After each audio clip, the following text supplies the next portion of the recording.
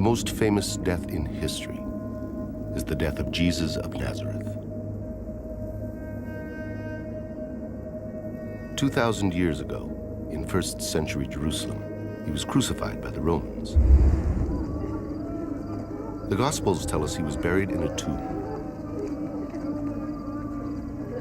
And 2 days later, Mary Magdalene, one of his closest disciples, found the tomb empty.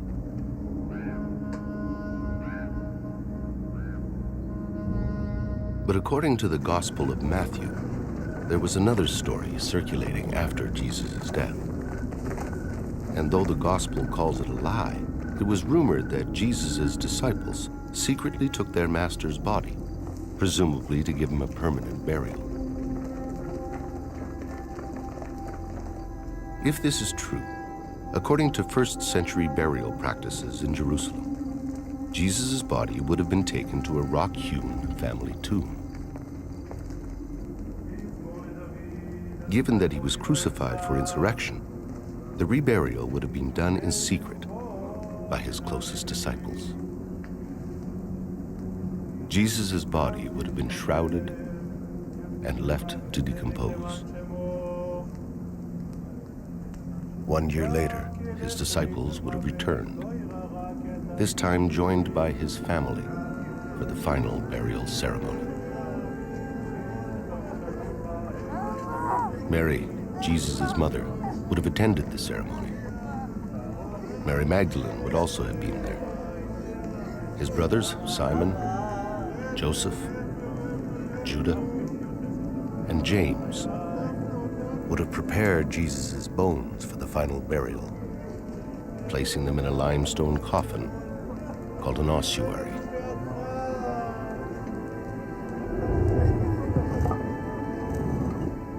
Jesus' name would have been inscribed on the side. His ossuary would then have been placed in a niche in the inner chamber, sealed away forever, deep inside his family tomb.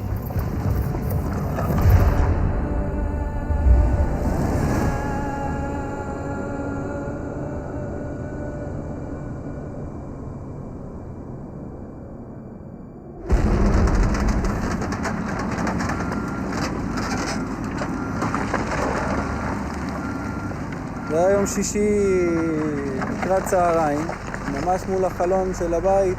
זה היה אתר בנייה שהתחילו לבנות אותו. כדי לבנות היו עושים פיצוצים בהר, היו מפוצצים עם דינמיט את ההר, ואז בתור ילדים מסקרנות רצנו לראות מה קורה ואיפה זה. ואחרי שהיה את הפיצוץ וכל האבק שקע, מה שראיתי בעצם מרחוק בהר, ראיתי את איזה מערת קבורה, יש לה משולש עם העיגול, וזה היה הרבה יותר מכוסה. In the spring of 1980, in Tel Piot, South Jerusalem, construction blasting exposed the entrance to a burial tomb. It was 2,000 years old. הבן שלי מגיע, הוא הגיע בריצה הביתה. אמא, הבונים רוצים להרוס מערת גבורה שמצאו. אז התחלתי להתקשר לכל מיני ארכיאולוגים שחיפשתי דרך הטלפון, וזה כמעט לא היה אף אחד. המשטרה כדי לעצור את הפיצוצים. העובדים הלכו הביתה, כי גם זה היה אחד. On the Sunday morning, under pressure from contractors, a team of archaeologists was called in to excavate. They had only 3 days before the tomb was to be sealed and cemented over. I could see this large slope with tractors and bulldozers and trucks trundling in different directions. And right in the center of this slope was this gaping hole, which turned out to be the entrance to the Tel Piot tomb. Above the entrance was a unique facade, a carefully crafted chevron and circle that mystified the archaeologists. There's no doubt about it that those symbols which are on the facades of the Tel Piot tomb meant something. It's unlikely that the person or the family that came to carve out the tomb just carved these things at random. They had to symbolize something. What they symbolize, I don't know. But it's quite rare to find that kind of ornamentation on a simple tomb.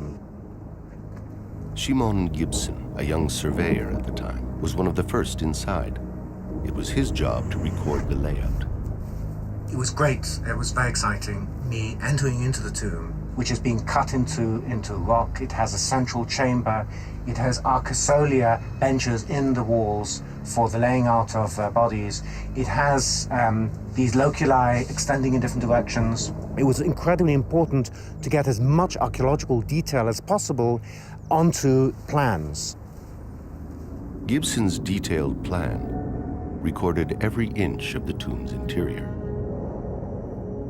Extending out from a large inner chamber were 6 deep cavities called loculi, or kohim in Hebrew. And inside these kohim, the archaeologists found 10 small limestone coffins, also called ossuaries. The ossuaries were quickly transferred to Jerusalem's Rockefeller Museum under the direction of the Israel Department of Antiquities.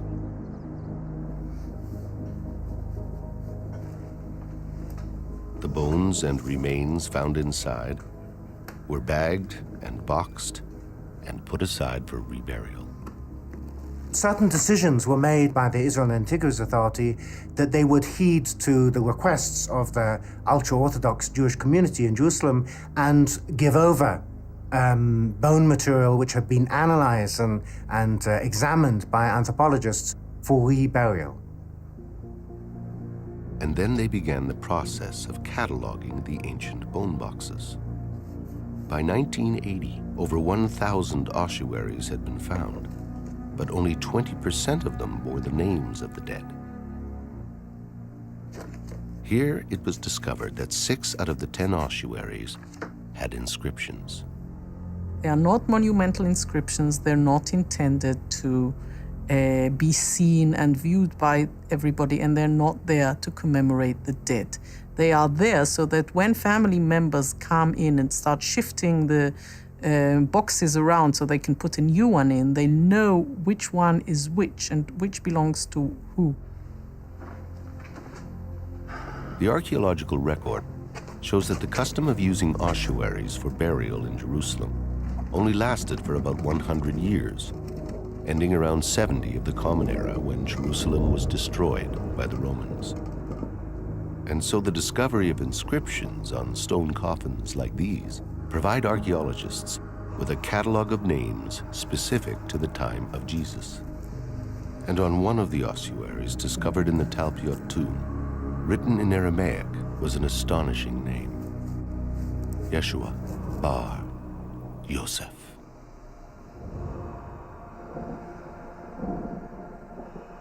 Yeshua, or Jesus, son of Joseph. Yeshua Bar Yosef. Now, when this was found, I think the archaeologists weren't too excited about it. The public would have been very excited, but they didn't hear about it. You found a Jesus, son of Joseph ossuary? But it wasn't really talked about. Today, the Jesus, son of Joseph ossuary is in the hands of the Israel Antiquities Authority, or IAA, as are the rest of the stone coffins taken from the Talpiot tomb. Most of them have been locked away and stored in this massive warehouse. But why? We've assembled a team of scientists, scholars, and journalists to investigate the 10 ancient bone boxes and to find out why they've been ignored.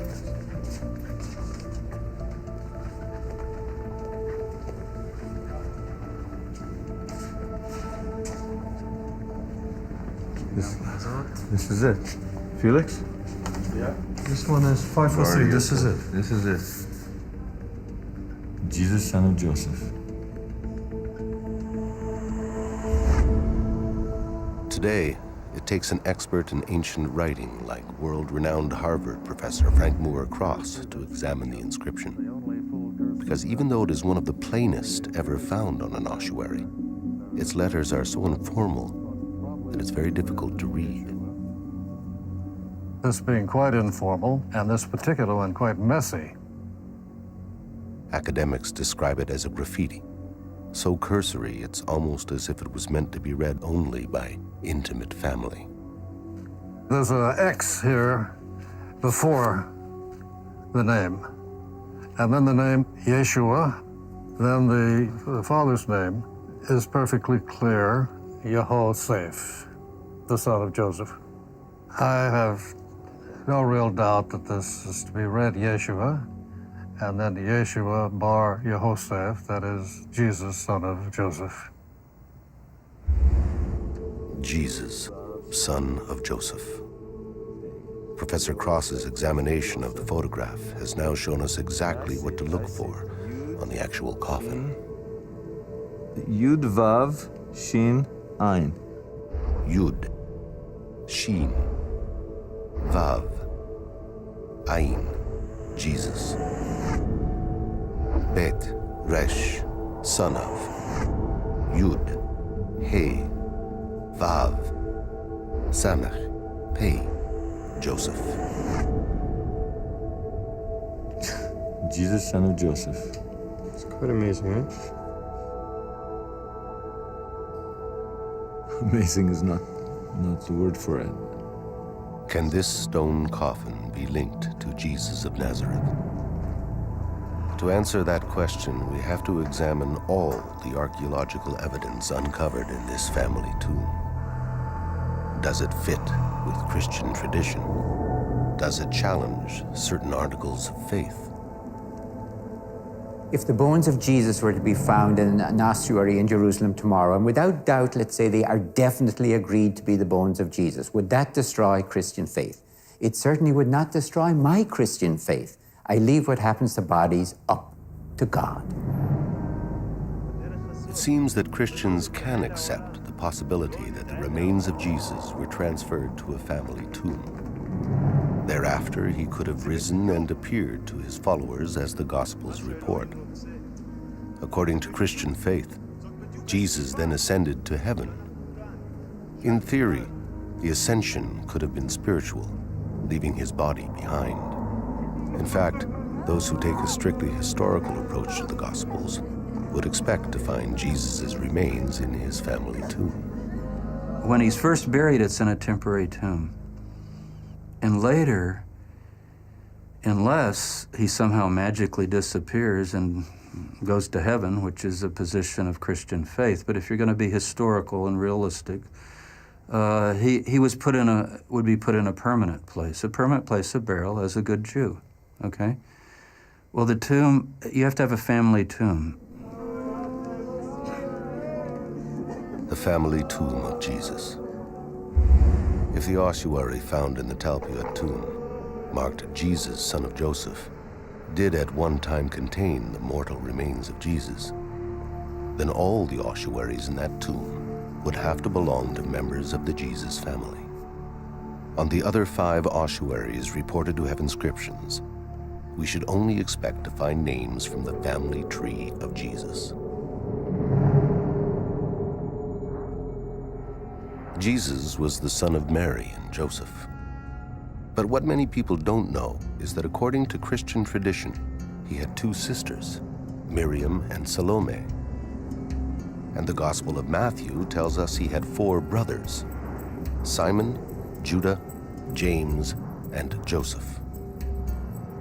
His adoptive father, Joseph, was descended from King David. But Joseph most likely died in Nazareth and would have been buried there, not in Jerusalem. Jesus' mother Mary, Maria in antiquity, was also of Davidic descent. But unlike Joseph, according to later Christian tradition, she died in Jerusalem. And within the same tomb as Jesus, son of Joseph, a second name was discovered. First of all, it's an ossuary found in Jerusalem. The ossuary is now housed in the basement of the Israel Museum. As you can see, the script is very simple. The Hebrew letters that create this name are Mem. Mem is for M. Reish, like R. Yud can be I or Y. And Hey in Hebrew, it's like H in Latin, English. That makes Maria. Maria. Yeah. And it's one of the rare examples of that name on ossuary in Israel. Maria, Mary, found in the same family tomb as Jesus, son of Joseph. Could this be the Virgin Mary's ossuary?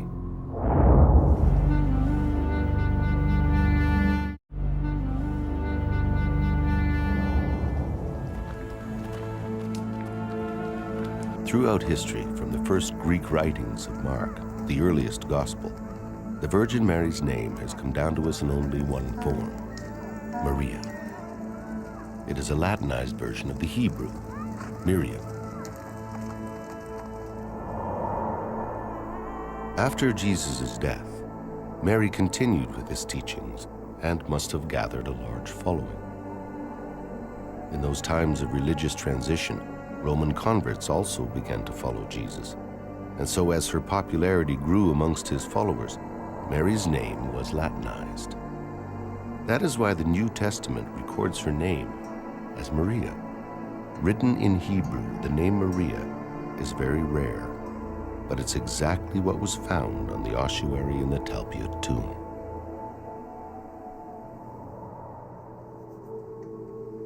If in 1980, archaeologists had considered, even for a moment, that they had discovered the ossuary of the Virgin Mary, what other family members might they have expected to find next to her?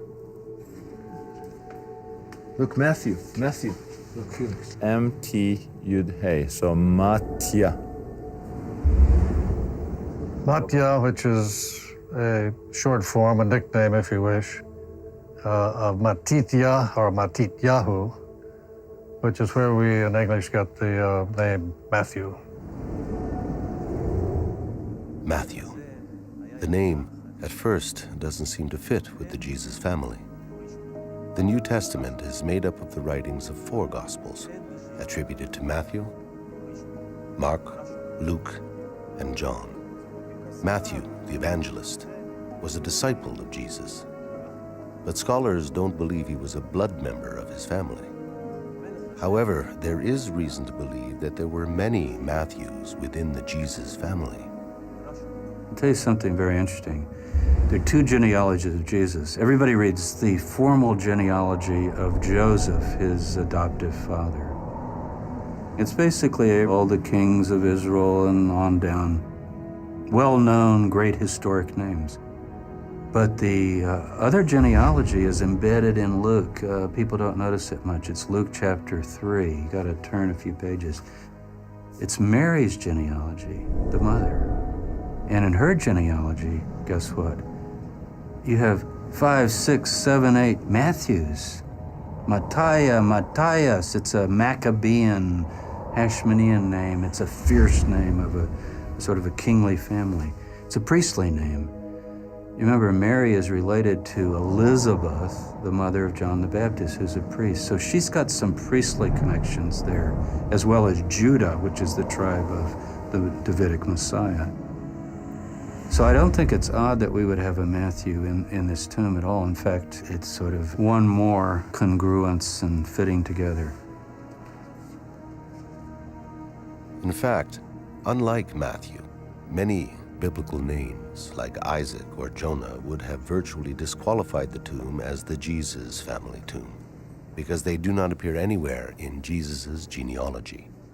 There isn't a single name that doesn't fit the gospel story. Each name in the same tomb connects. Every single one of these names is gospel related. There isn't like any name like Daniel or something else. It just doesn't fit.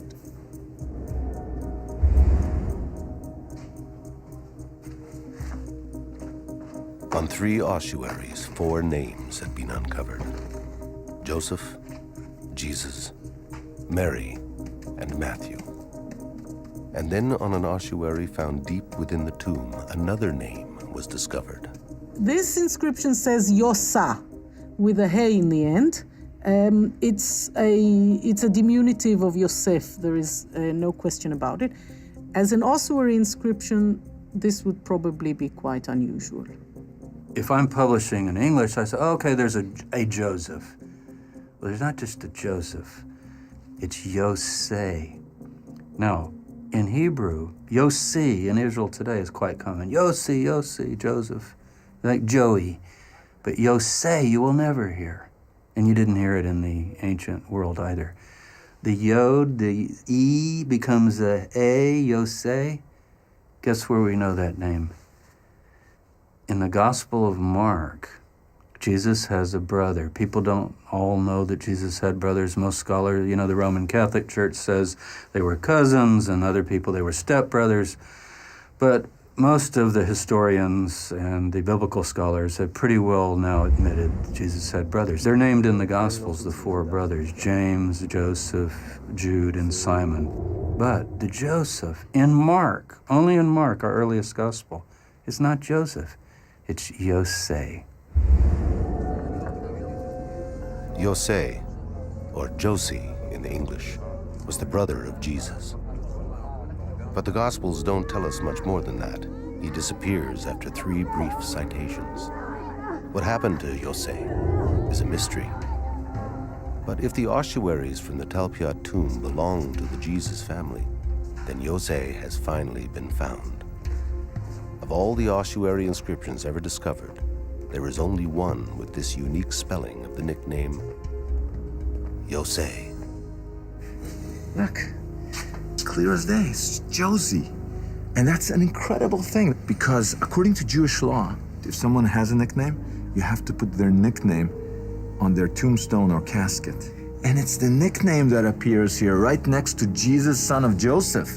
The brother was known as Josie, not Joseph, and it's exactly in the same configuration right here. Josie, Yosa.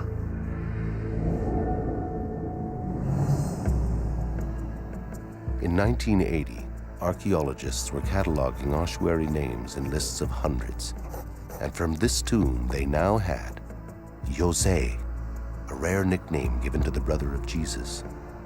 Maria, a rare Latinized version of Mary used in the Gospels to refer to Jesus' mother. Mattia, a version of Matthew that, as it happens, was common in Mary's family. And Jesus, son of Joseph.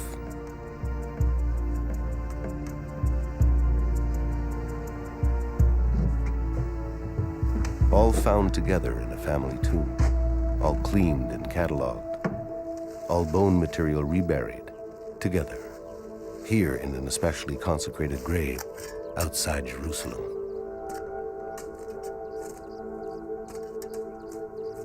All the ossuaries were then crated and stored for decades on warehouse shelves. Why didn't anyone take notice of these names?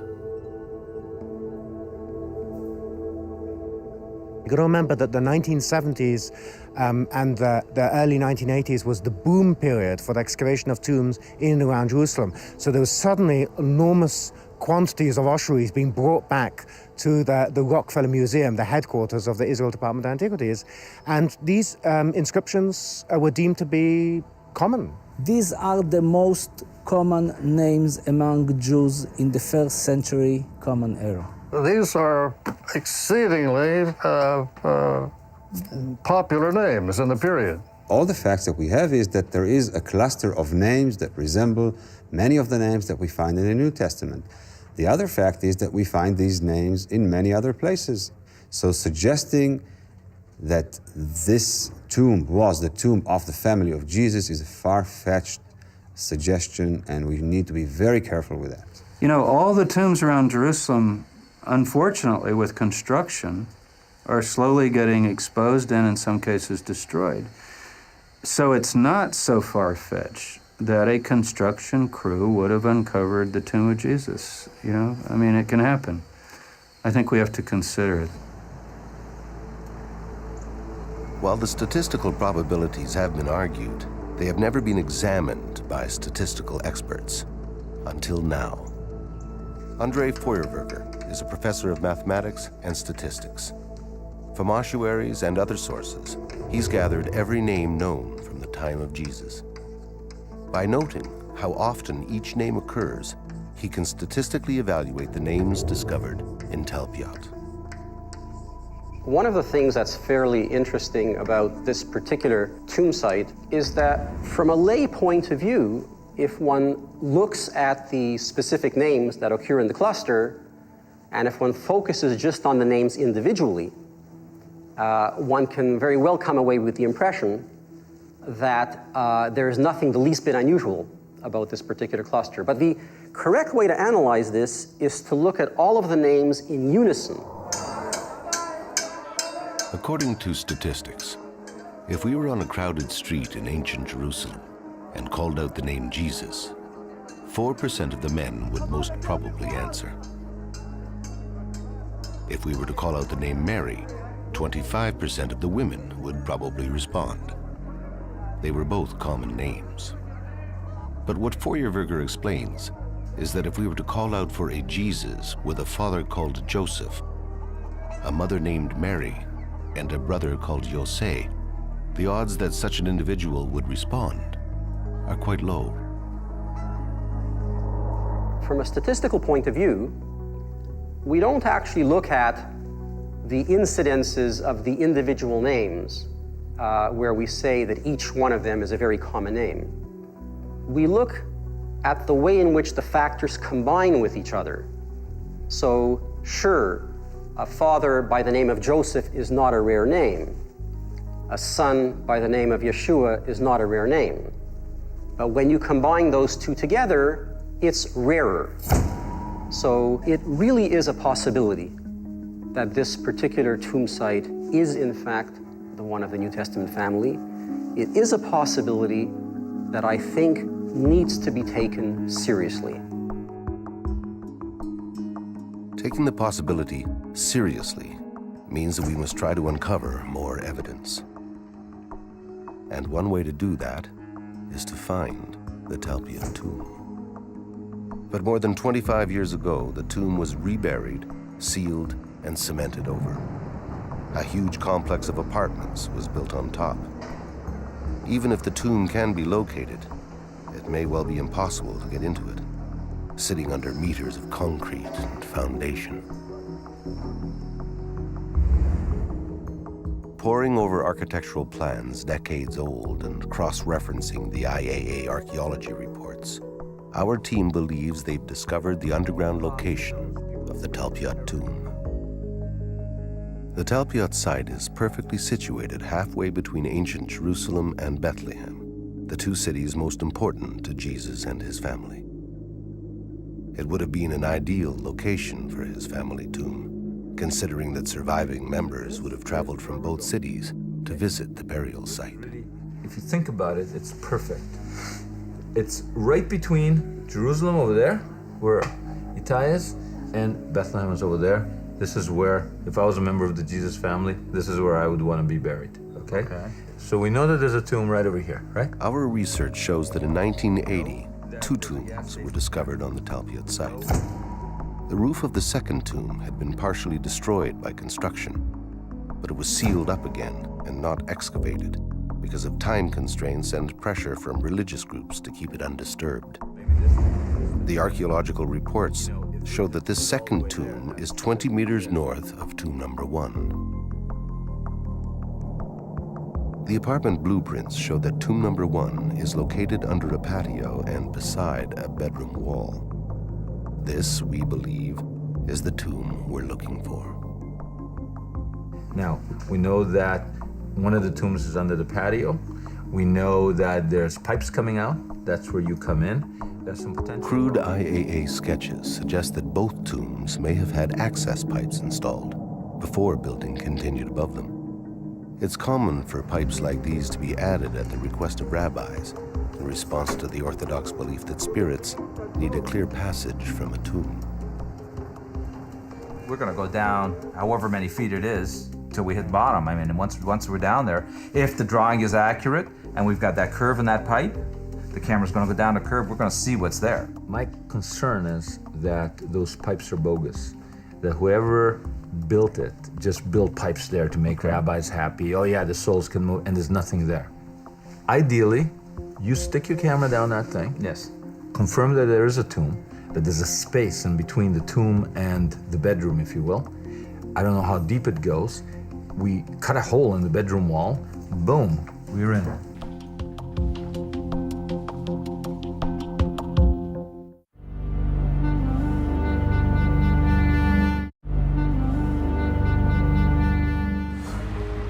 Okay, let's do it, and let's do it fast.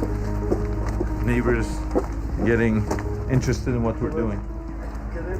We've obtained permission from the tenant to give us access to the Talpiot apartment we pinpointed in the blueprints. I can't believe anybody would live over Room anyways. It's not here. I don't know where it is. We've only been given 2 days. It's over here.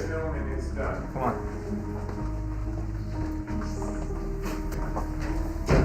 This is it. This is it. Yeah, this is it. Listen, we need a tape measure. That one. This is the real thing. Goes now. Look at this. We're at 7 feet, 8 feet. Some resistance, but that's not the bottom.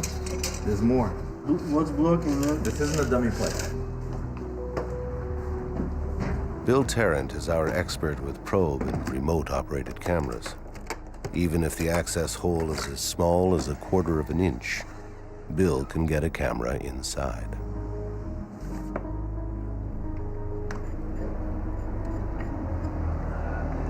Okay, what do you got? This is the video probe. Very light, and you see your face in it. Look at how clear that is. See, the camera's in the tip, the light's in the tip. Yeah. We're gonna see wherever this camera's pointed. That's what we're gonna see. What can it do? It's articulating. It'll move in all directions. Yeah. That'll be able to keep us in the center of the pipe so that we can actually look and see what we're doing. Okay? Very good. So I'm gonna center it, and I'm gonna insert it into the pipe. Okay. Okay. Tape is rolling. Let me take a look, so watch it with you. I'll move the camera as we go down.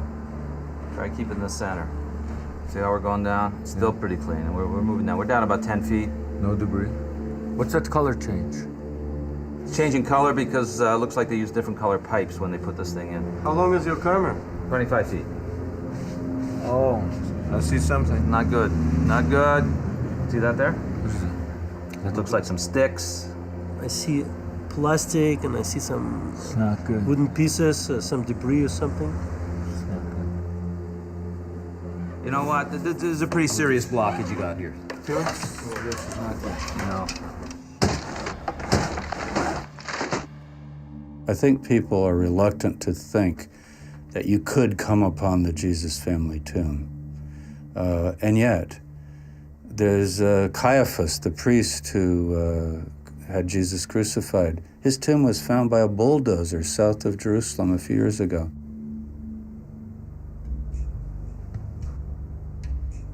In December of 1990, construction workers uncovered an ancient burial cave from the 1st century. Inside, there were 12 ossuaries. 2 of them bore the name Caiaphas. This one, the most ornate ossuary, has the inscription, Joseph, son of Caiaphas, carved into it twice. Joseph, son of Caiaphas, was the high priest of the temple, who, according to the Gospels, prosecuted Jesus. From his point of view, Jesus was a dangerous false Messiah who was leading the Jewish masses into a confrontation with Israel's rulers in Rome.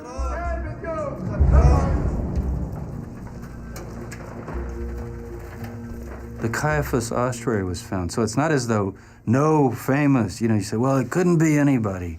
No matter what we find, couldn't be anybody important. Why not? It seems to me there's a double standard.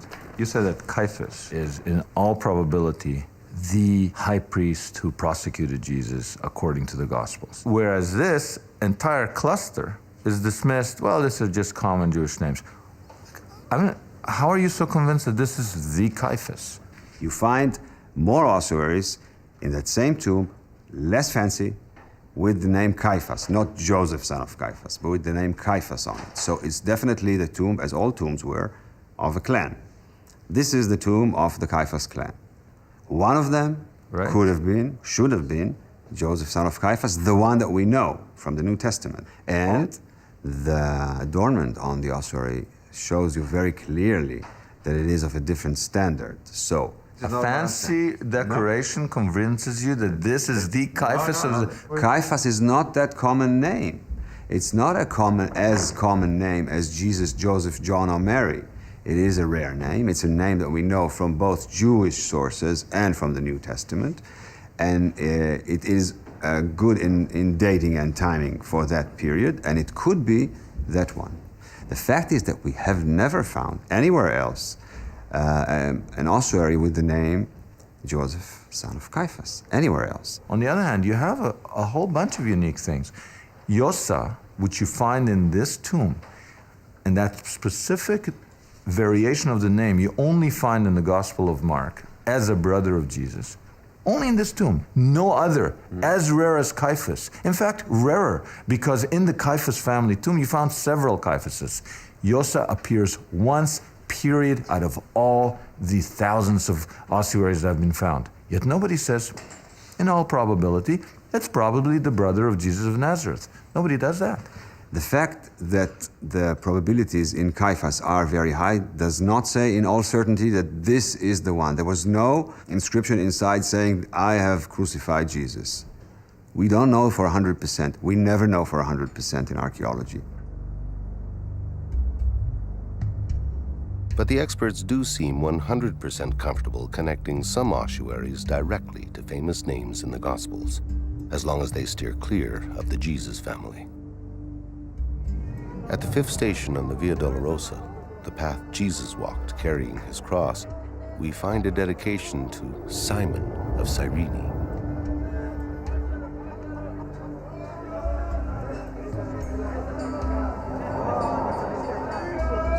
It is here that there was a moment both historic and intimate between Jesus and a man called Simon. According to the Gospels, Jesus stumbled en route to the crucifixion, and Simon, who was visiting Jerusalem from Cyrene, helped him carry his burden.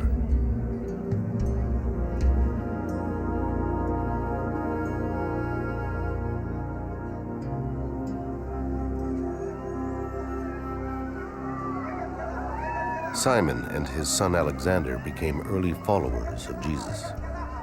Experts agree that their ossuary has been found. Strangely, it sits ignored under an archival shelf in the back of a university building.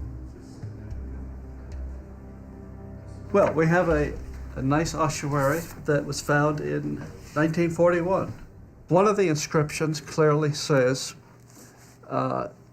Alexander, son of Simon, Alexandros Simonos. That one that's clearly incised is right here, Shimon. You can see it very clearly. Right, Shimon.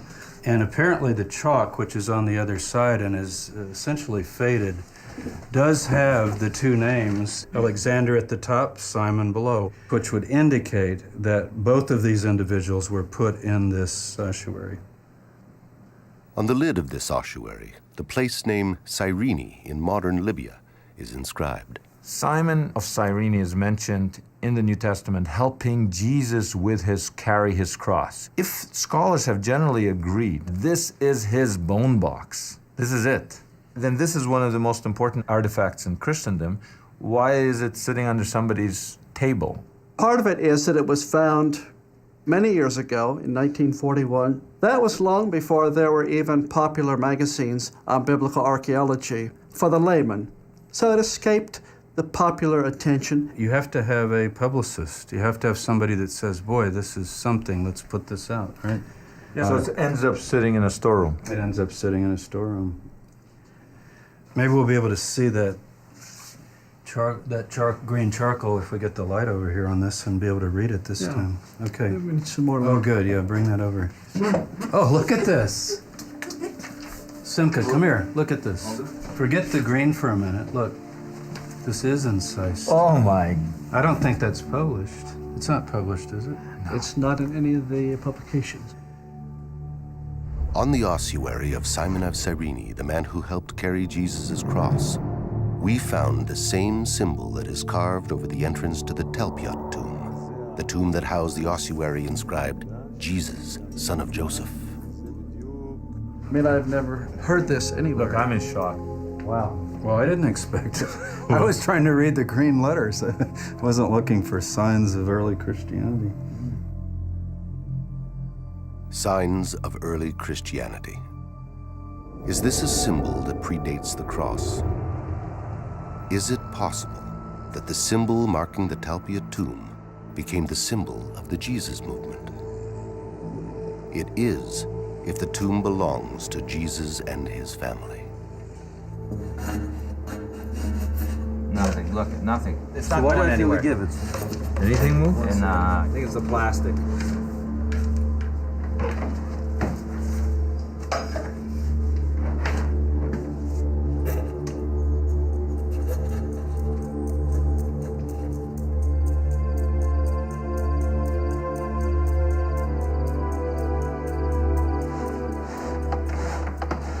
You know, Simcha, I'll tell you, it's a very serious blockage. Simcha, you know, we're at the point now, I think we got to call in a plumber. We're gonna break into the tomb with a plumber. You got a better idea? Itai! Yeah. We need a plumber. Now? No, nobody will come now. It's almost 9 p.m. So call him now and bring him tomorrow. This is crazy. Start with the plumber. What else we gotta do?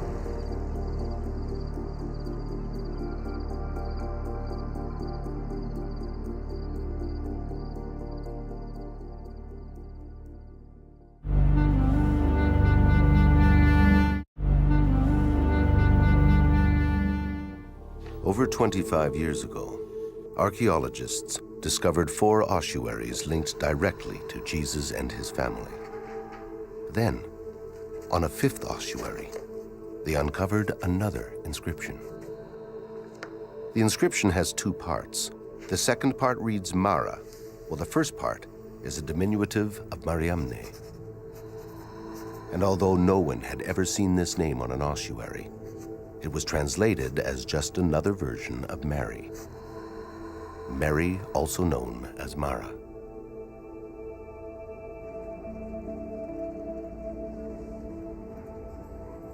But would it make sense to find in the Jesus family tomb 2 ossuaries with the name Mary? First, Maria, the name used in the Gospels to refer to the Virgin Mother. And the second, a unique spelling of both Mary and the name Mara. It might make sense if the second Mary, this Mariamne, was Mary Magdalene.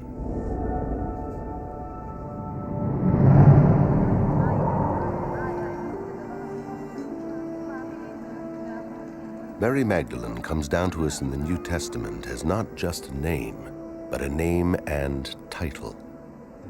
According to scholars, she is Mary from Magdala, Mary Magdalene. Magdala was an important trade center close to the Sea of Galilee. The people from Magdala would have spoken Greek as well as Aramaic. Christian traditions suggest that Mary Magdalene and her brother Philip were preachers to the Greek-speaking Jews. And it's quite likely that Mary Magdalene's family and followers would have written her name in Greek. The Mariamne ossuary is the only one found in the Talpiot tomb with a Greek inscription. Let's say in this very tomb of Talpiot, the second Mary was clearly identifiable as Mary Magdalene, let's say. Right. What would be your reaction then inside this cluster? It would be fascinating and certainly draw much more attention and raise many more questions, but it isn't. We don't have Mary of Magdala in that tomb.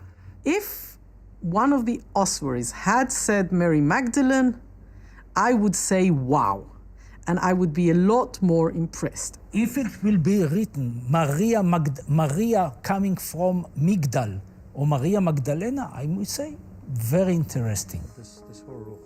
If the Mariamne inscription could be connected to Mary Magdalene, it would be more than interesting. It would be statistically compelling because we could create a combined probability equation for the Talpiot cluster that includes Mariamne. What happens when you do that is that the individual probability factors, even though they're not terribly small in any one particular case, when you multiply them all together, it actually starts to build up a picture that the overall thing that you've seen is actually a very rare event. Because Feuerberger takes a conservative approach, He eliminates Mattia altogether, since he is not a known member of Jesus' immediate family. Feuerwerger also divides the probability outcome by 4, so as to compensate for any unintended biases in the historical data. And he further divides the number by 1,000, representing all 1st century Jerusalem tombs. By the end, his model concludes that there is only 1 chance in 600 that the Talpiot tomb is not the Jesus family tomb, if Mariamne can be linked to Mary Magdalene. But can she?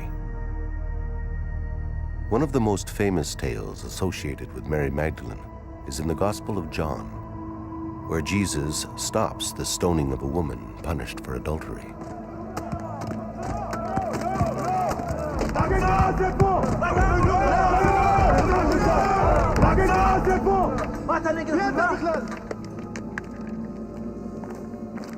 But there is no indication in the text that the unnamed woman is Magdalene.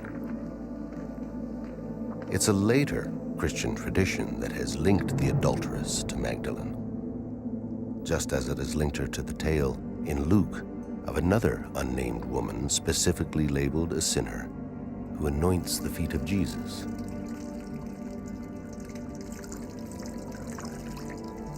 Drying them with her hair.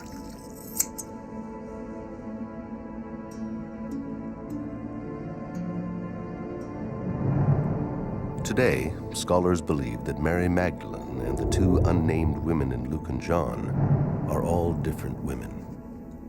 The tradition of linking Mary Magdalene to these so-called sinners can be traced back to a turnaround in the church of later centuries, when women were excluded from being consecrated as religious leaders. Previous to that time, women were ordained. And in many early Christian writings, Mary Magdalene is highly respected as a missionary. I think that Mary Magdalene was an extremely important person in the Jesus movement. So important that I think, this is my opinion, I know I'm not representing anybody else in this, but I think that she actually is the real founder of Christianity. Mary of Magdala was a major apostle on a par with Peter at the time of Jesus. But later, after the New Testament, we say she's a prostitute. So the opposition to Mary of Magdala inside the New Testament and after the New Testament is the surest proof for me that she was very, very important. The strong leadership displayed by Magdalene would have been regarded as suspect by an evolving, male-dominated church.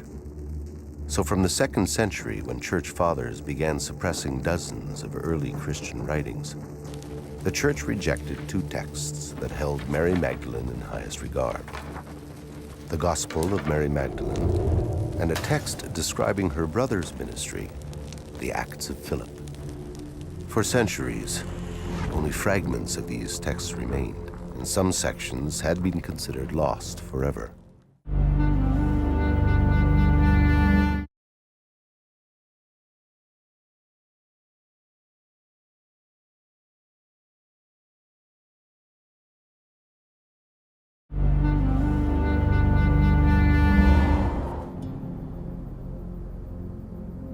In 1974, in an ancient monastery on Mount Athos in Greece, a Harvard University professor, Francois Bovon, uncovered a 700-year-old manuscript.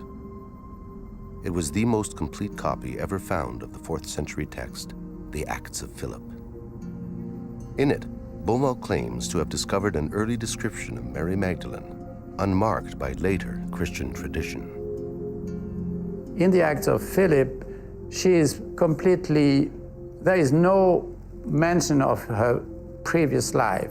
She is seen positively as a Christian missionary. So she is completely at the same level as male missionaries. She preaches, she teaches, she baptizes.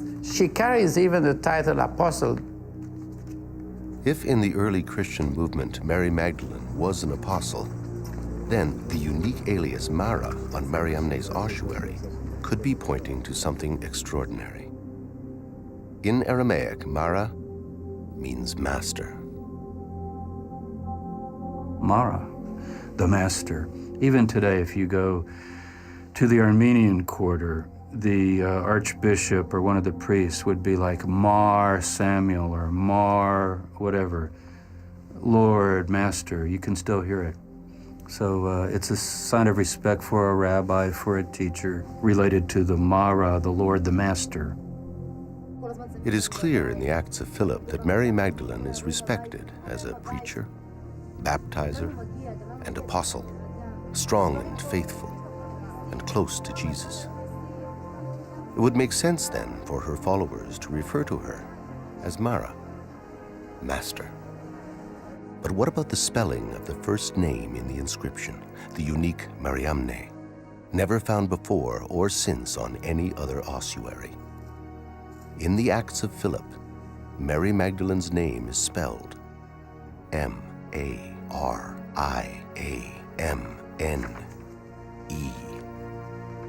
Mariamne.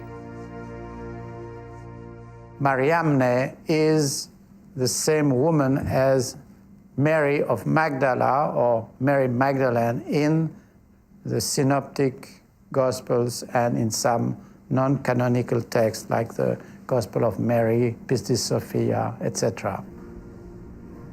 The Acts of Philip seem to explain all the mysteries behind this inscription. But if this is really the ossuary belonging to Mary Magdalene, then there's one more thing that needs to be investigated.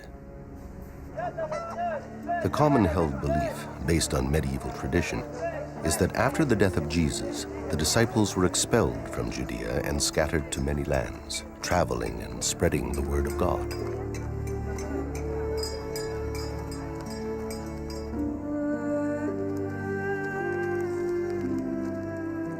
After some time, Mary Magdalene ended up in France, where she spent the last of her days.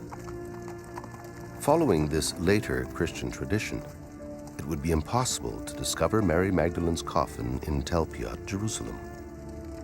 However, in the Acts of Philip, written in the 4th century, the oldest known account of Mary Magdalene's travels, she does not die in France. According to the Acts of Philip, at the end of the story, Mariamne is said supposed to go home to Israel, to the Jordan Valley, and the author has an allusion that's where she would die and be buried. The Acts of Philip clearly tell us that Mary Magdalene, Jesus' most trusted apostle, dies here in Jerusalem.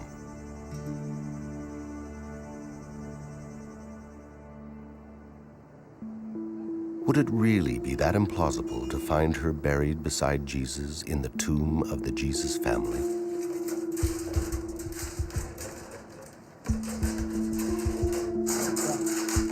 The statistical probabilities are compelling. The cluster of names in the Tel Piot tomb, extraordinary. The connections to the Gospels, too strong to dismiss. Armed with this new knowledge, our team may now be able to uncover new clues inside the Tel Piot tomb, if we can just get inside. Let's hook up our stuff and see what he did. Okay, so let's see what we got now that we've got the plumber cleared it all out for us. This is it. I still dread the idea that maybe the blockage was the bottom of it. Here's about 14 feet. Here's the blockage. We're at the point now where the Yeah, and blockage it's not was. the bottom, which is good. No, we're still going No, it's now. not This the is bottom. good. That's good. This is deep. This It is really deep. It's 20 feet. You're already 20 feet down? You know, we're That's coming great. down. Look. That's the bottom, I think. What is that? Can you see the bottom, Felix? Either we hit another blockage or we're at the bottom. I'll move the camera. What happened to? I thought it's supposed to curve. I'm going to switch the camera. Let me pan around, see if we can find something. Can you? We don't see anything. I'm panning left. I saw. Yeah. There it is. There's an opening. There's an opening. Absolutely. There it is. We're there. This is it. This is it. We're in the tomb. We got the tomb. We're right in front of the facade. We're in. Oh my God. There it is. That's the tomb. That's not a Wait a facade. minute. Oh my goodness, it's coffee. You know what? That's not the entrance to the tomb. We're in the tomb.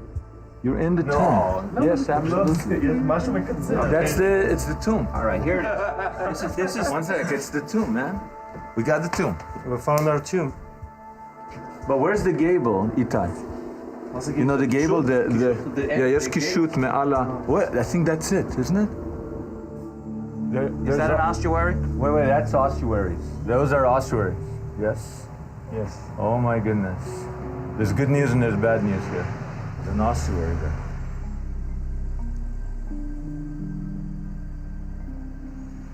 Well, what does that mean? Well, it means we're in the wrong tomb. Our tomb is empty. So, what are we gonna do? It's the wrong We're in tomb. the wrong tomb, man.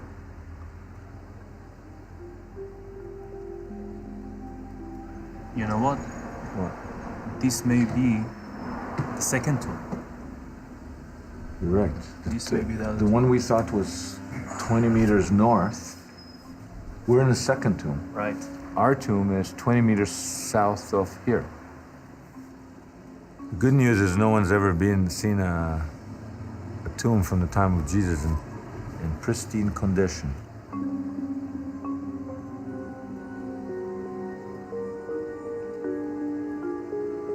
Although we found ourselves in the wrong tomb, perhaps these finely crafted ossuaries, so close to the Talpiot tomb, are somehow connected to Jesus or his followers.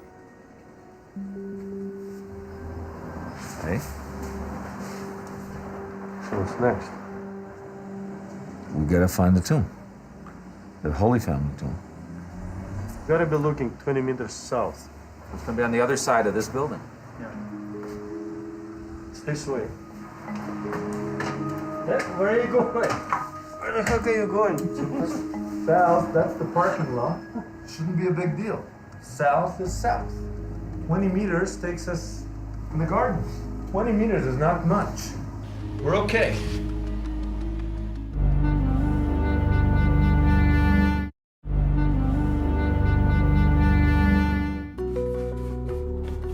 In 1980, the IAA cataloged 4 of the 10 ossuaries from the Talpiot tomb as bearing no names. But these ossuaries were far from plain. Several displayed ornamental rosettes on their sides.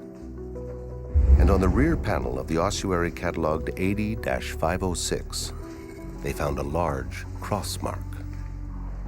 Okay, look at this. Look at it, Felix. Some kind of mark. It looks like a cross to me. It looks like a cross. But this cross mark was immediately dismissed as a mason's mark. It is theorized that mason marks were scratched onto ossuaries by the coffin carvers as signatures, or marks indicating how lids should be aligned to boxes.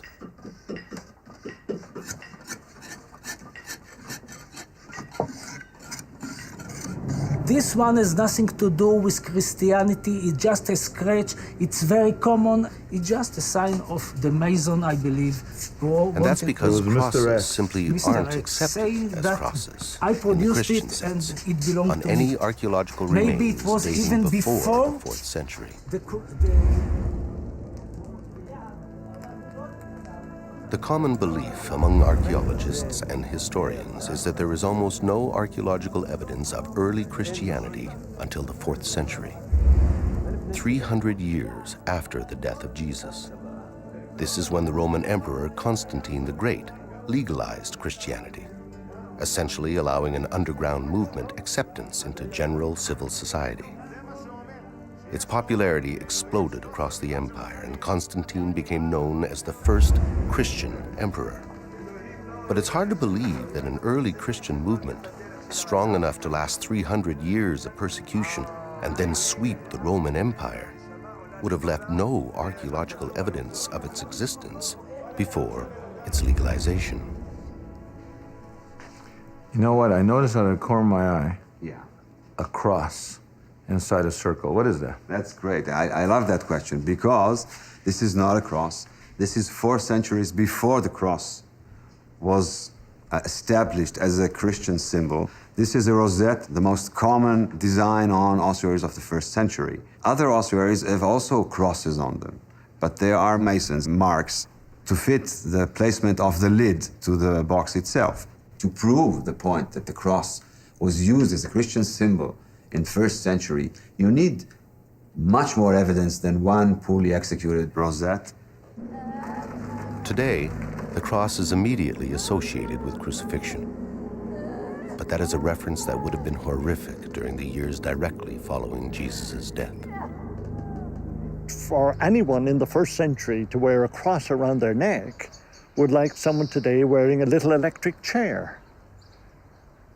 It was disgusting. It was a symbol of torture. And it was only when crucifixion was stopped that the human imagination was able to move from the reality to the symbol. But perhaps people did use crosses as religious symbols at the time of Jesus.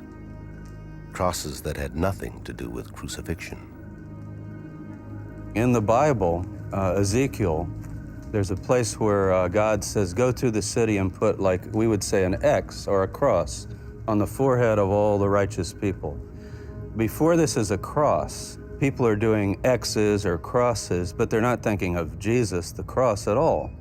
What they're thinking of is, it's the end, the idea of finalizing, right? Stamped, sealed, delivered. And it took on an apocalyptic meaning then.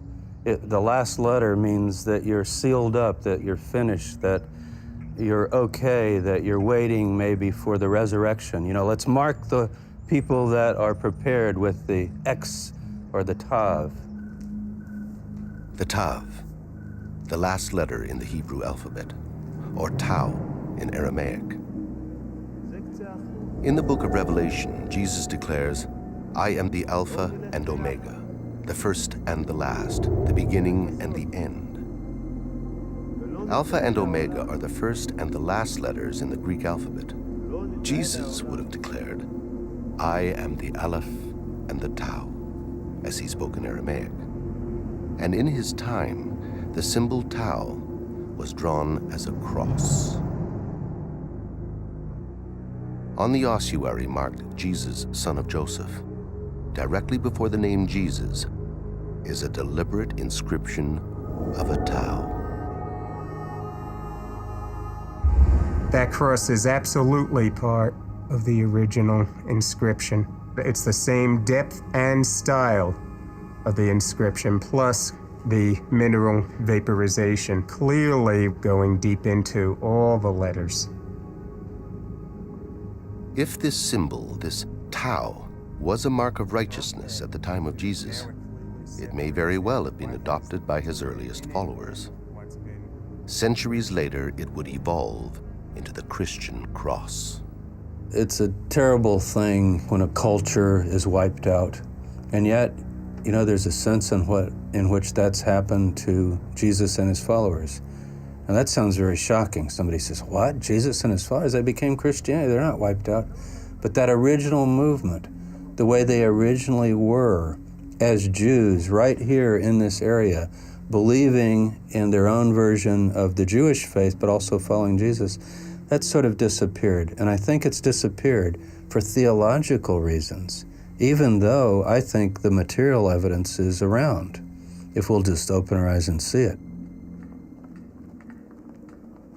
Could it be that there was a movement made up of Jews who saw Jesus as their Messiah, not their God?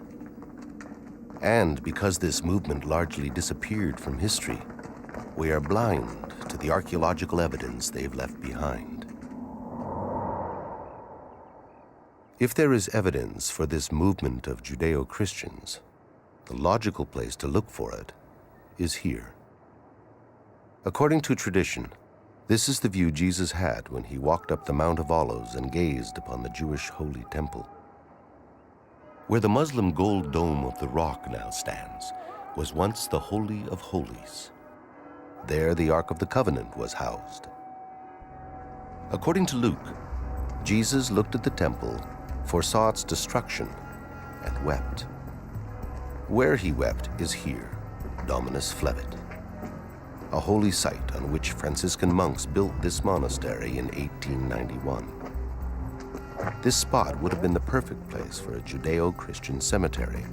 Overlooking the temple, they were sure Jesus would come back to rebuild. That's good. In 1953, while renovating, the Franciscans discovered a 2,000-year-old cemetery. This ancient necropolis was partially excavated by a well-known archaeologist named Bellarmino Bagatti. Bagatti claimed that these ossuaries belonged to some of the earliest followers of Jesus.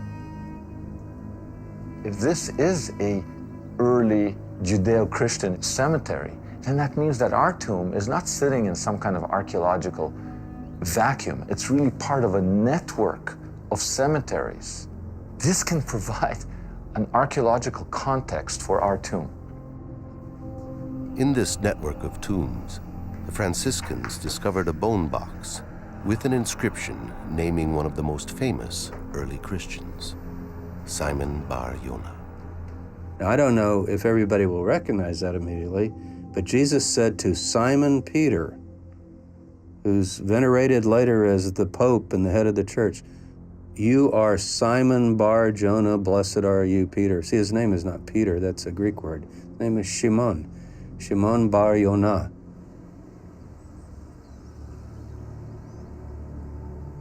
Today, only a piece of the ossuary remains. The Franciscans have stored it in a small museum beside their church. It bears an indisputable inscription, the only one ever found spelling the name Simon Bar Yonah. Simon was one of the 12 original apostles of Jesus. According to the Gospels, Jesus renamed him Peter. In Aramaic, Kepha, which means rock. He's considered a saint by many Christians and the first pope by the Roman Catholic Church. According to tradition, Simon Peter was crucified and buried in Rome. So how could his coffin be here in Jerusalem? The fact is, there has never been any credible archaeological evidence found in Rome underneath the Vatican that points to Simon Bar Yonah. And here sits an ossuary discovered at Dominus Flevit, bearing his name. So if this is a Judeo-Christian necropolis, it is part of a network of cemeteries and tombs that belong to the early followers of Jesus, including Jesus' family.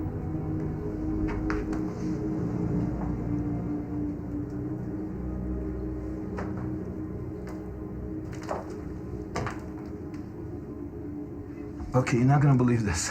What? You're not gonna believe it. I'm imagining it. Can you see?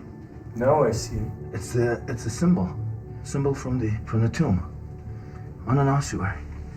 This is incredible because the angle and the thing is identical. It's identical. And the dot inside. The dot is deliberately inside. The inverted V with a dot in the middle, the symbol from our tomb, right on an ossuary from what is suspected an early cemetery of the followers of Jesus.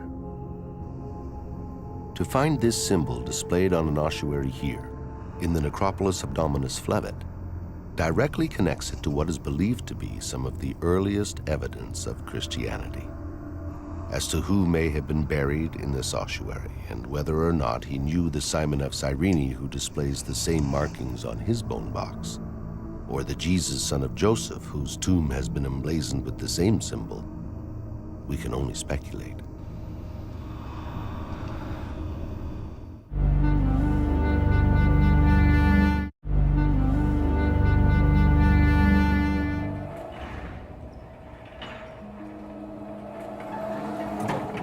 But when it comes to forensics, modern science doesn't allow for much speculation. By studying ancient DNA in bone fragments and human residue left behind in ossuaries, scientists can now determine familial relationships between the various people in the Talpiot tomb. Stephen Fan is the director of the Center for the Study of Early Christianity, and he's assisting Stephen Cox, a forensic archaeologist from New York State. They have discovered valuable material inside the ossuaries inscribed Mariamne and Jesus, son of Joseph. Inside this ossuary, we've got some material that's adhering to the surface of the stone in a very interesting circular pattern. It's worthy of picking out and taking a look at it and see what its composition is. The pattern and/or material could give us a big clue as to who, what, when, and where. It seems outlandish that these samples might contain the DNA of Jesus and Mary Magdalene.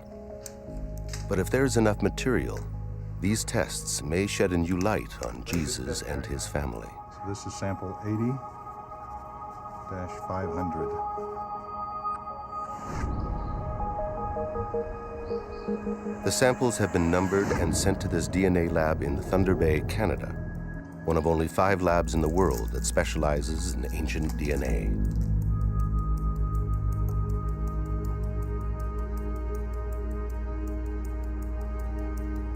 The scientists don't know that the samples belong to a Jesus, son of Joseph, and a woman who might be Mary Magdalene.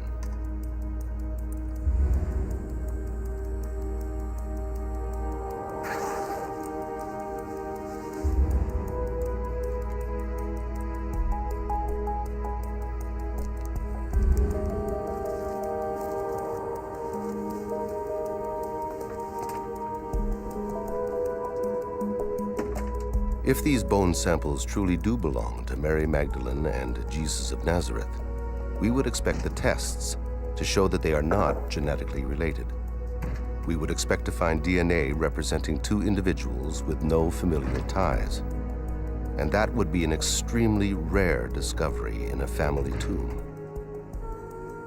Unless the individuals were husband and wife.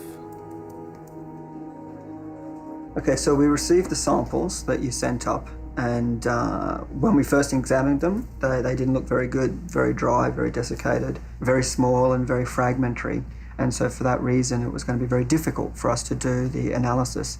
We then went on to start to process the samples and try to understand the quality of the DNA. Is it going to be viable for analysis? In this particular case, we found the DNA was fairly degraded, fairly damaged. And for that reason, it limits what type of work we can do. The question now, is there enough DNA material to create a significant profile? To obtain the maximum amount of information, the biologists will try to recover what they call nuclear DNA from the bone cells.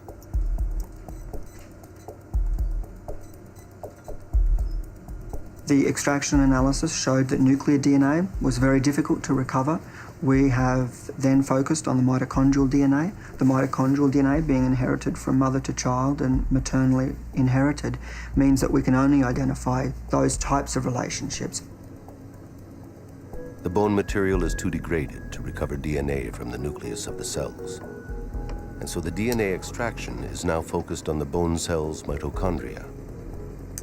Mitochondrial DNA can only tell us whether or not Jesus, son of Joseph, had the same mother as Mariamne, whether or not they were brother and sister.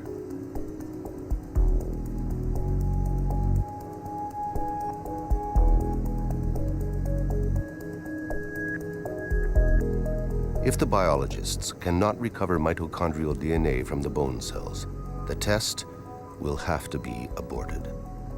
And we will never know the true relationship between Jesus and Mariamne. We have indeed been able to achieve results. We got the mitochondrial DNA. It was very fragmented, very small amounts of DNA. We were able to amplify it, we were able to sequence it. We then went on to clone those sequenced DNA fragments, and by cloning the DNA, we're able to then compare many, many copies together. And that increases the validity of the work, and that way we're able to compare the sequences between that one individual and the other individual. And that's essentially what we've done, and I can show you the results here today. Okay, so what we have here is we have 2 sequences, just representative sequences, one from each individual. And what I'm going to show to you here is some of the variations between the two individuals. And so we have a polymorphism here, this G and the A. A polymorphism is a variation between this sequence and another sequence, or a variation between this sequence and the reference sequence. We use a polymorphism to indicate or identify a mitochondrial profile. And this polymorphism shows one difference between the two individuals. We also have another polymorphism here, where we have a T and a C, showing another polymorphism difference. So we have a number of polymorphisms that show differences between the two sequences. We can then conclude that these two individuals, they're not related, or at least not maternally related. They do not share the same mother. It can't be mother and child. It can't be brother and sister. So for these particular samples, because they've come from the same tomb and we suspect it to be a familial tomb, these two individuals, if they were unrelated, would most likely be husband and wife.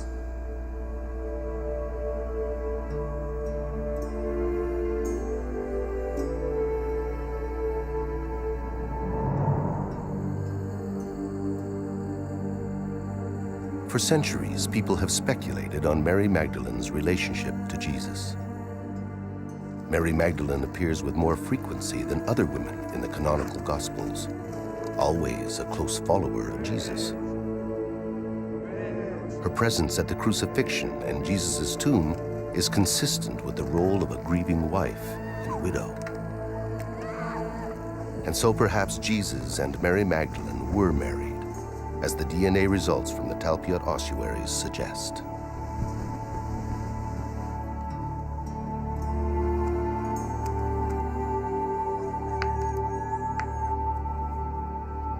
And perhaps their union was kept secret to protect a potential dynasty. A secret hidden through the ages. A secret we may be able to uncover in the Jesus family tomb.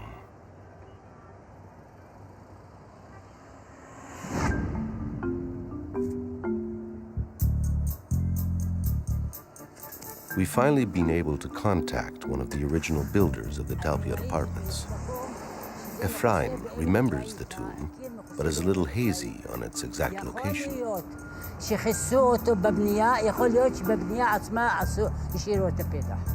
between the two buildings? לא בנו מעלה? לא. ואתה זוכר שזה לא שם ולא שם? לא, זה בין שני הבניינים האלה. Okay, he says it's right between these two buildings. Let's try. Between the apartment complexes is a large garden with high terraces, and it's in this area that Ephraim states the tomb is located. מאחוריי? אז אולי פה. בוא אני אבדוק. But on which terrace is the question? אתה לא תוכל להחזיק מעמד. לא טוב. זה יש דלת של מערה. לא רואה כלום. מה זה האבן החומה? הצבע החום.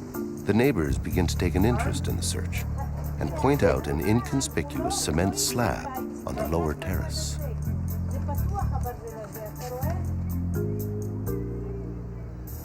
יכול להיות שזה פה. מבחינת... אבל מבחינת בנייה, יש לזה... מה עם זה? מה עם הפקק הזה? זה יכול להיות תחת הפקק? Could it be under the cement thing? Ephraim explains that the slab has no structural purpose, but he's interrupted by an almost prophetic visit from a blind woman who's lived in the apartments since their construction. הנה, פה. זאת המערה? זאתי המערה. כן? איך את יודעת? איך את יכולה להיות כל כך בטוחה? מה זה? אני זוכרת אותה. היא הייתה פתוחה, וילדים פה נכנסו ויצאו, ובאו וסגרו את זה. את יודעת אם הם מילאו את זה עם בטון, או ששמו חול בפנים, או שסתם סגרו? נראה לי שהם רק סגרו את זה. זהו, ואת בטוחה שזה פה, כן? פה, 1,000,000% שזה פה.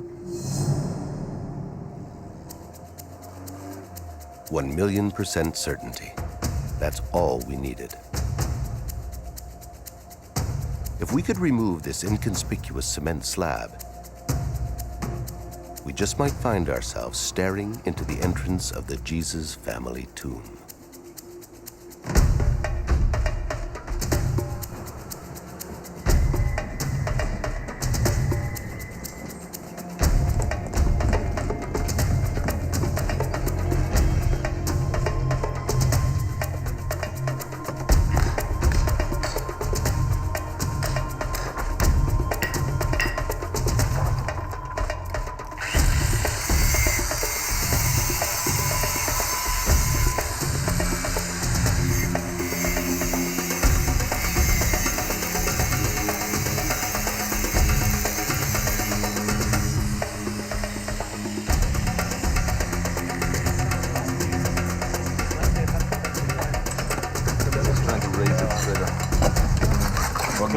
Now, how do we do this?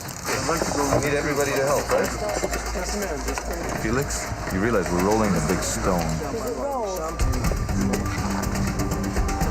No, okay.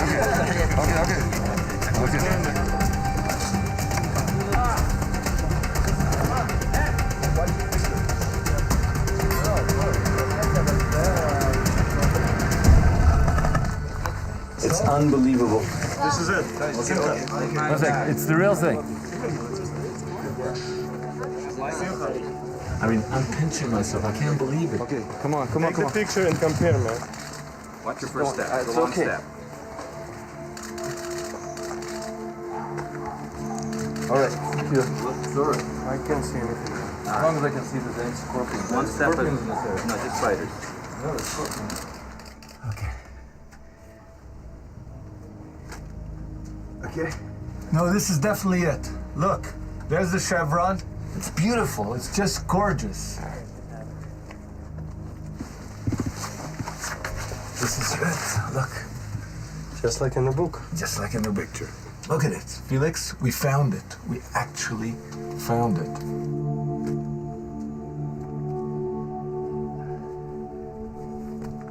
I'm going in. Okay, let's go.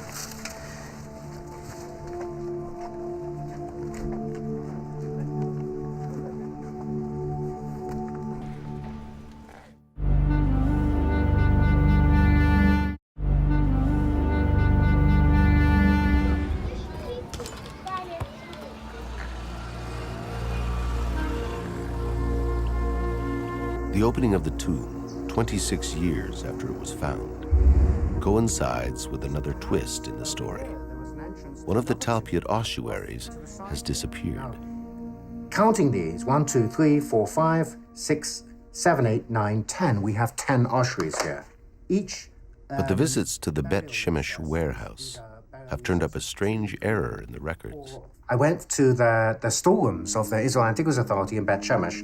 They provided me with this computer sheet, which indicates that from this tomb there are 9 items. It says it quite clearly.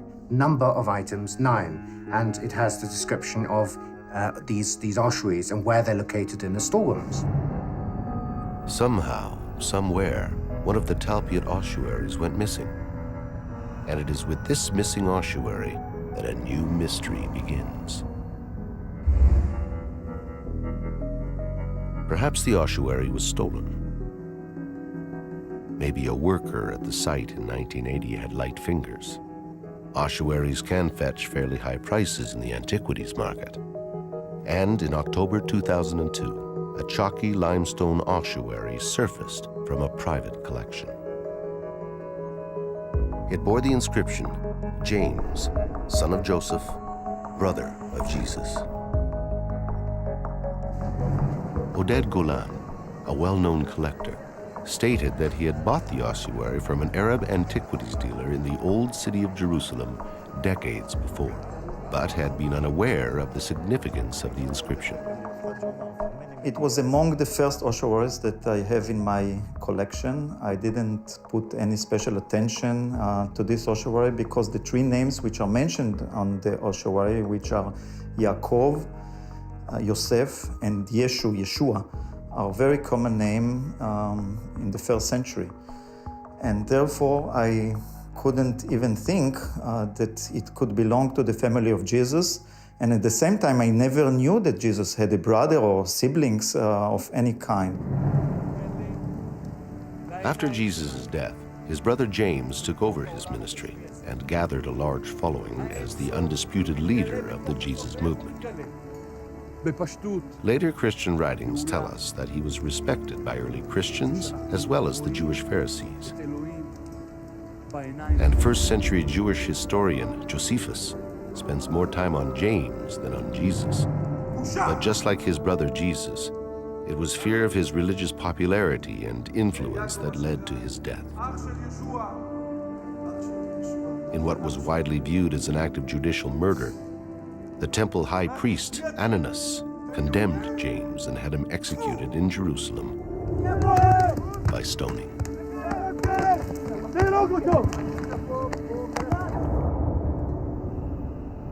The The numerous accounts of James's life show an early Christian of such importance that if it was at all possible, he would most certainly have been laid beside Jesus in death.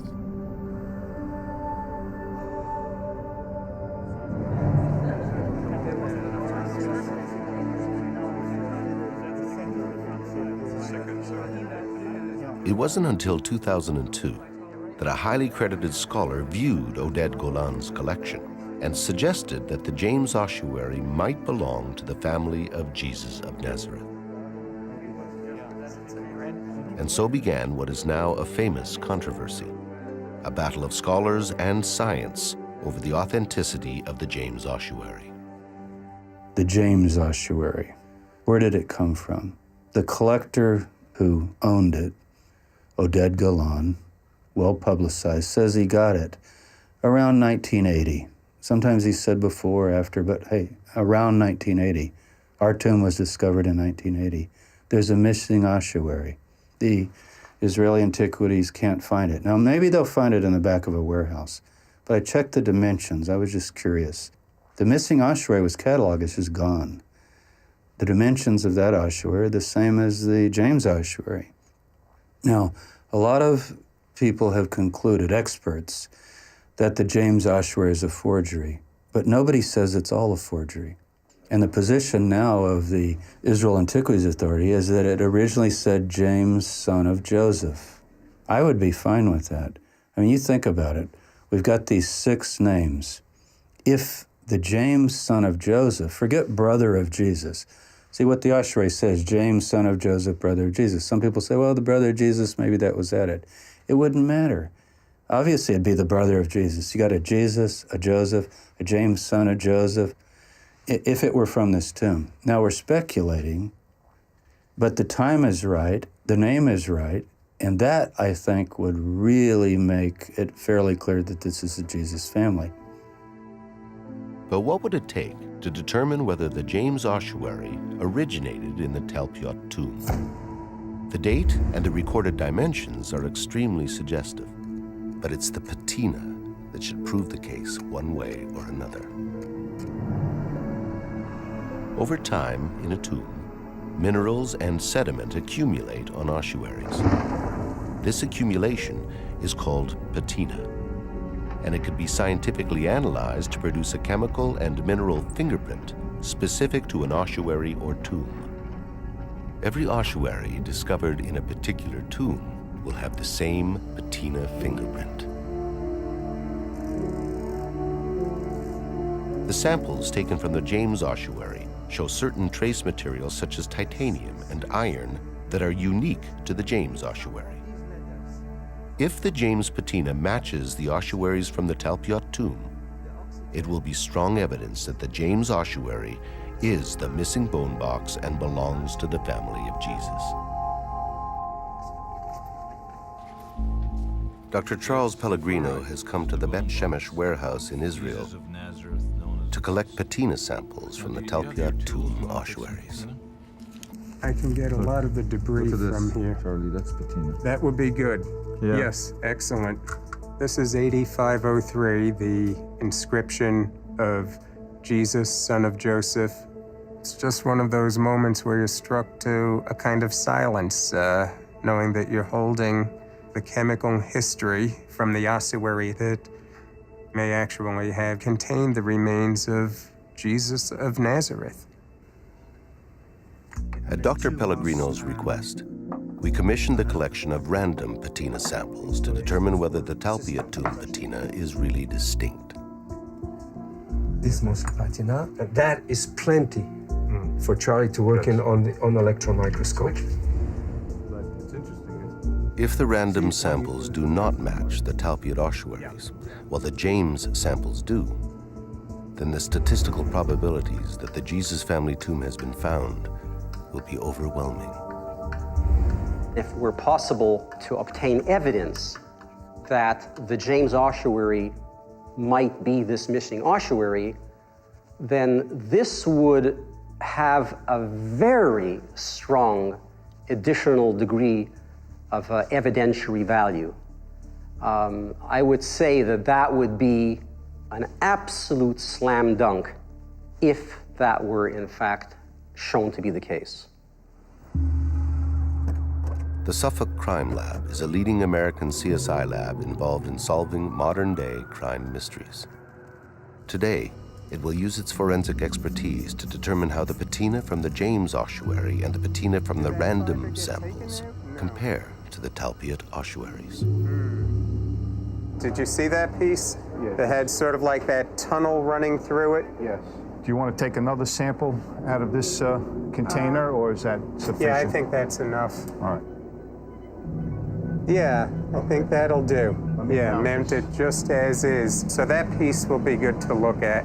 But right now we're just taking other samples of the accretion from inside the ossuary.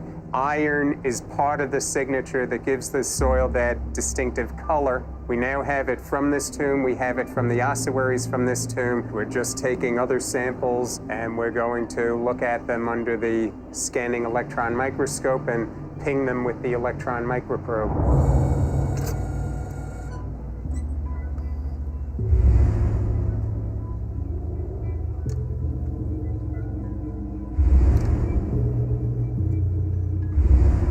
What we're looking at here now is the spectrum of the patina sample that we just analyzed. This is predominantly a limestone material, correct, Charlie? Yeah, it's what's called the Jerusalem chalk. It's a very soft limestone. But what I find interesting is the small trace materials that we are locating here, as opposed to the general limestone properties that you would expect to find. We're noticing iron, titanium, potassium, phosphorus, magnesium. So far, the elemental composition that we analyzed with this particular section of patina is consistent with the trace materials that we found in the James ossuary. The signature is the same. It matches. The patina samples from the Talpiot tomb match with the James ossuary. But what about the random samples? As it turns out, none of them match Talpiot. The same chemical and mineral spikes as that of the Talpiot tomb are exhibited only by the James patina. This is key evidence indicating that the ossuary inscribed James, son of Joseph, brother of Jesus, is the missing ossuary from the Talpiot tomb. When the James ossuary is included in our statistical model, the probability factor changes from 600 to 1 in favor of the tomb to 30,000 to 1, strongly suggesting that this tomb belonged to the family of Jesus of Nazareth.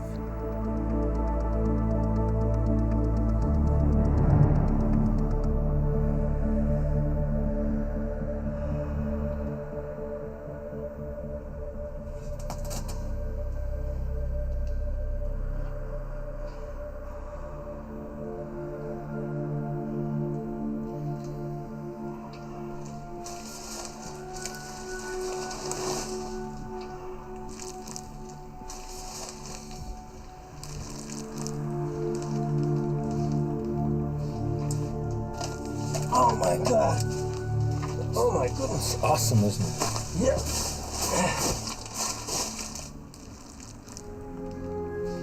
It's, look, 1, 2, 3, these niches, the kochim, 2 here, 2 here, 2 here, exactly, 6 all in all. Look, 2 death niches where you lay out the body, Jesus' body, Mary's body would have been there. Look at this. And then look over here, okay? This is it. This is absolutely a jewel of a tomb. Look at it, it's pretty deep, man. Yeah, those kohim are very deep. I didn't realize that. Look at that, Felix. What is that? There's an incision. There's an inscription here. This is Greek.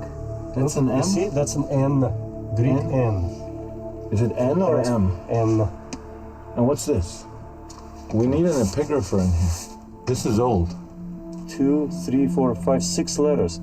It's either Greek or Latin. It's certainly not Hebrew. Looking around, we noticed that we were sitting on mounds of decomposing pages of scripture. What is that? Shine that down? Shine it down? Look at that, Felix. This is full of holy books. Disintegrating holy books. According to Jewish law, biblical books cannot be discarded. They have to be buried like humans. It seems that in the weeks following the removal of the ossuaries and before the tomb was resealed, a local rabbinical school filled the tomb with damaged holy texts. Among them, we found a book that Jesus refers to as the key to his ministry. It's the book of Jonah. Jesus says in the Gospel, if you want to know what his apostles say, what are you up to, Master? And he says, you want to know what I'm up to? Read the book of Jonah. That's the code. And right here, you got the book of Jonah. The Gospels record that Jesus constantly spoke in parables and codes. Not surprising for a leader of what today would be labeled an anti-government movement, a man destined for crucifixion. And those who speak in codes often harbor great secrets.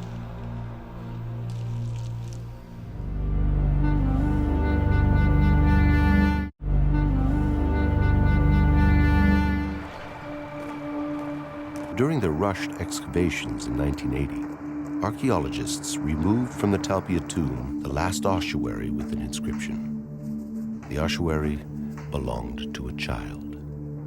At the IAA Rockefeller Museum, the inscription was translated, Yehuda Bar Yeshua.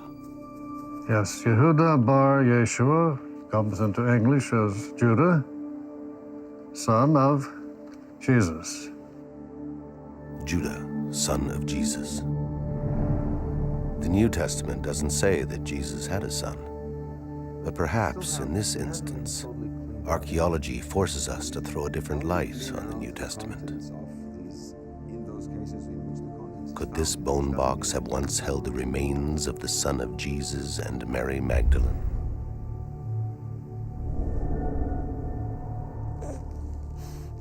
If Judah was their son, his existence would most certainly have been kept secret. Since Jesus was perceived to be a pretender to the royal throne, Jesus' son would have been a target of arrest and crucifixion by Roman authorities.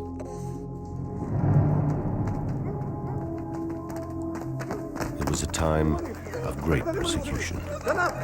Anyone associated with Jesus' ministry was threatened. His cousin, John the Baptist, beheaded.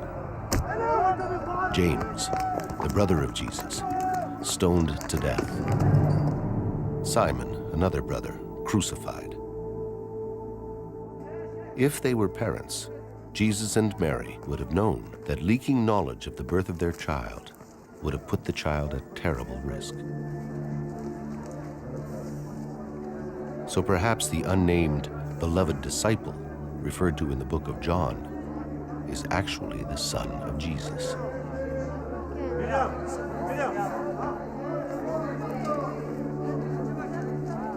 Who remains unnamed in the text to conceal the child's lineage.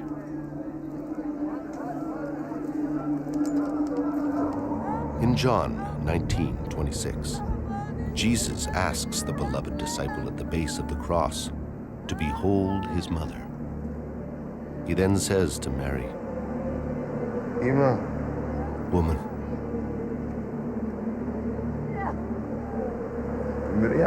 behold your son. Traditionally, this scene has been understood as Jesus addressing Mary, his mother. But can this be later theology? Could it be that Jesus was talking to Mary Magdalene, his wife, asking her to protect their son?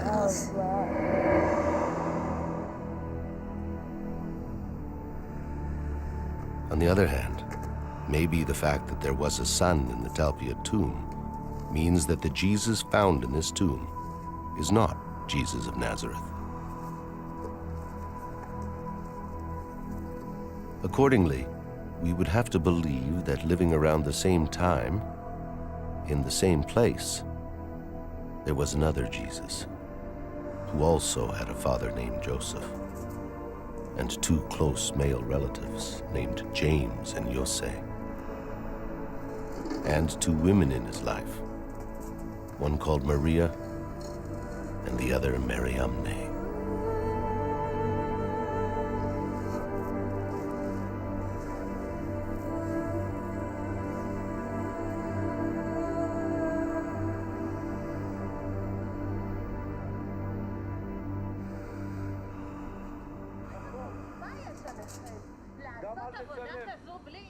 What's that noise? I think they're getting upset they weren't here. I'll go talk to them.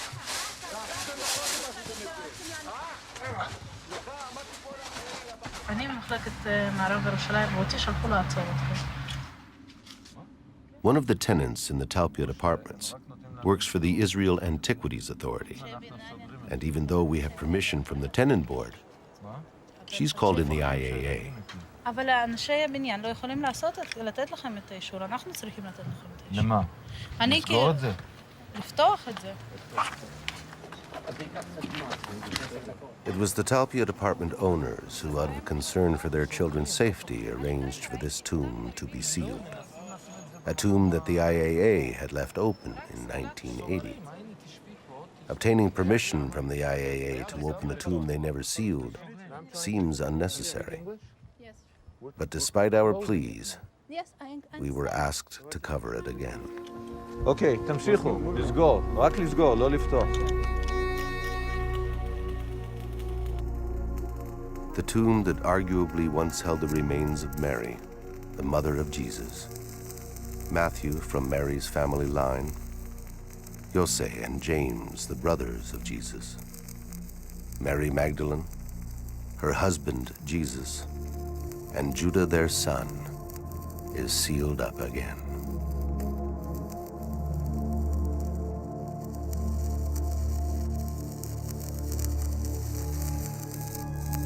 Who knows what secrets are still inside, and for how long they will be kept hidden under the Talpiot apartments.